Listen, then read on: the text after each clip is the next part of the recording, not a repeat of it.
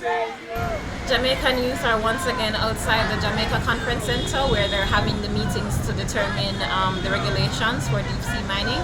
And we're here to let them know that we are calling for a ban, that the ISA is not just to regulate the ocean, it's to protect the ocean, and they are not following with their mandates.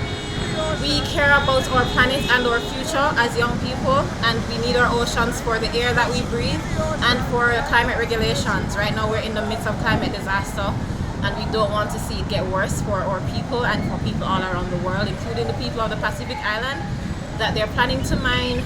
Those Pacific Islanders have been protesting for a decade and more, and we want to let them know that it's not just their voices that you need to be concerned about. The meetings are being held here in Jamaica, and we as Jamaican citizens are also concerned. And we want to let them know that our voices matter in this. It's our future and our planet. So they won't allow us inside the building at all. You have to apply to get into the meetings, and they aren't letting civil society voices be heard as much in the meetings as those of the delegates, the government bodies. Save our ocean! Save our ocean! Say no to deep sea mining! Say no to deep sea mining! Save our ocean! Say no to deep sea mining! Save our ocean! Save our ocean! Right here on this street, the police told us not to protest here because the bank is over here with the money and the foreigners are over there in the meeting, and their prerogative is the money and the foreigners, and we don't matter here. So we need to move from this street. So we are parked over there out by the waterfront, making our chants and making our noise, and hopefully they can hear us inside the meetings so that they can know that our voices matter too.